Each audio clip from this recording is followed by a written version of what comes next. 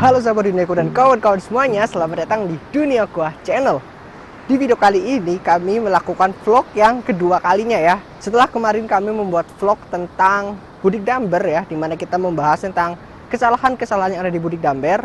Mungkin kawan-kawan yang belum nonton bisa cek di atas ya, nih saya tampilkan stikernya di atas. Tapi di vlog yang kedua kali ini, kami dari Dunia Gua akan berkunjung ke, bukan akan ya, tapi sedang berkunjung ke Pantai Jetis. Pantai Jetis ini adalah pantai yang ada di pantai selatan Jawa ya, tepatnya di Kabupaten Cilacap. Tetapi letaknya itu di sebelah timur, berbatasan langsung dengan Kabupaten Kebumen. Jadi ini adalah pantai di Cilacap yang lokasinya paling timur. Di sini kami nggak melakukan aktivitas yang berat ya, misalnya kita snorkeling atau bukan diving gitu ya, karena pantai selatan itu kan seperti yang kawan-kawan tahu, di sini tidak boleh ya kita melakukan snorkeling atau melakukan kegiatan berenang di laut. Jadi di kegiatan hari ini kami akan membahas salah satu hal atau salah satu bangunan yang ada di pantai, tetapi mungkin banyak dari kawan-kawan yang tidak tahu apa sih fungsi dari bangunan tersebut. Hari ini kami akan membahas tentang jembatan yang ada di pantai. Sebenarnya bukan jembatan ya, ini adalah pemecah ombak. Jadi seperti apa sih sebenarnya pemecah ombak yang ada di bibir pantai dan fungsinya apa aja, strukturnya seperti apa aja? Langsung aja kita bahas di vlog yang kedua kali ini.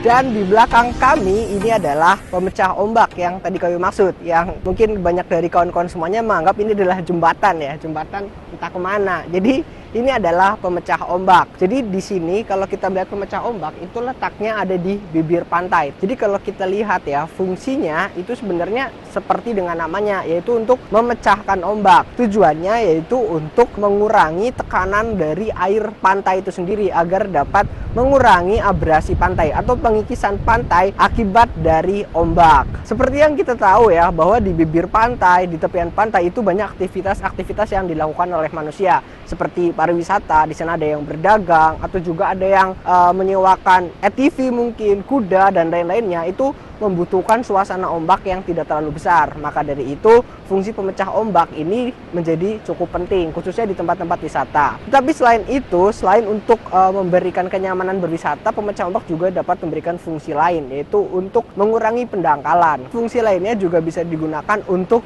membantu kapal-kapal. Biasanya ada di pelabuhan-pelabuhan perikanan ya. Di sana pemecah ombak ini dia bisa membantu kapal agar lebih mudah dalam melakukan penyandaran ya, karena mungkin jika ada pemecah ombak di sini, ombaknya tidak terlalu besar sehingga kapalnya tidak oleng.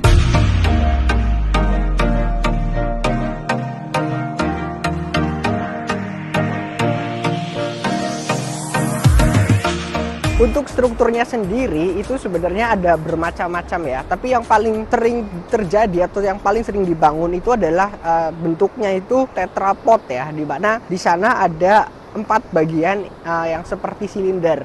Bagiannya seperti apa nanti kita langsung tunjukkan ya. Ini saya sedang berjalan menuju ke tetrapod tadi, struktur beton yang digunakan untuk pemecah ombak. Dan di belakang kami ini adalah tetrapod ya, atau beton yang digunakan sebagai pemecah ombak. Ini adalah salah satu bentuk beton yang paling populer dan diyakini paling bermanfaat, bisa memecahkan ombak dan dapat memberikan manfaat yang banyak sekali untuk bibir pantai, seperti yang tadi saya sebutkan sebelumnya ya.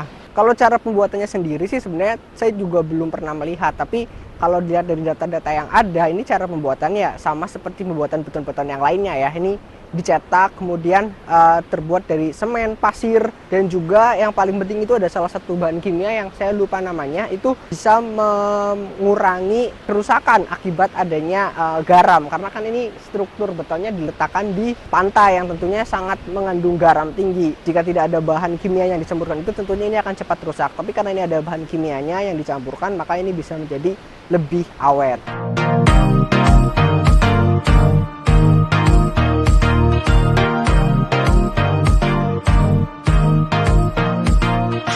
Seperti yang sudah saya sebutkan tadi ya, bahwa ini bentuknya itu adalah tetrapod ya, dimana ada 4 bagian. Ini ada 1 di sebelah sini, kemudian 2 di bawah, 3 di bawah lagi, dan satunya lagi itu di belakang ya. Jadi dia bentuknya 4. Mungkin ini bentuknya dibuat tidak simetris agar dia tidak mudah mengguling gitu ya, karena kan di sini akan ada beban yang cukup berat yang dihasilkan dari ombak-ombak. Maka dengan bentuk yang tidak simetris ini membuat strukturnya menjadi kuat. Untuk tetrapod sendiri ini jumlahnya ada cukup banyak ya. Mungkin ini tuh sulit untuk dihitung ya.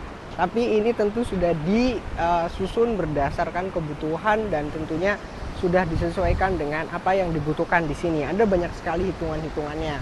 Dan seperti yang kawan-kawan lihat ya, di sana itu ada tanda-tandanya. Jadi di setiap tetrapod itu ada tanda-tanda nomornya. Tujuannya apa? Tujuannya agar tetrapod ini dapat dikontrol keberadaannya.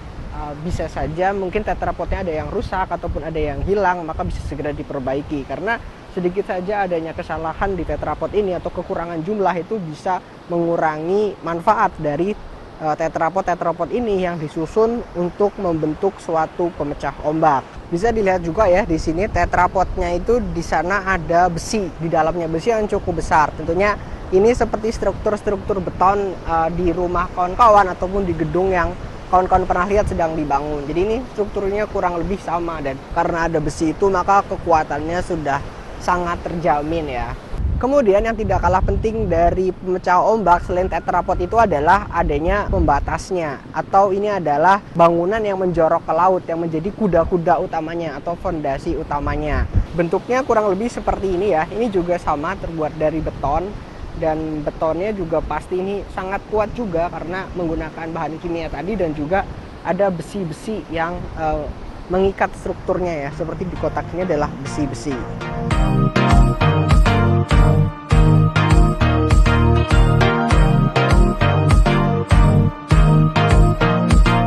So, mungkin itu dulu video kami atau vlog kami tentang pemecah ombak yang tersusun dari tetrapod tadi dan juga ada jembatannya. Semoga video ini bisa bermanfaat untuk kawan-kawan semuanya dan semoga bisa memberikan informasi yang menarik dan juga informasi yang menghibur untuk kawan-kawan semuanya. Terima kasih telah menonton video ini sampai akhir dan sampai jumpa di video selanjutnya.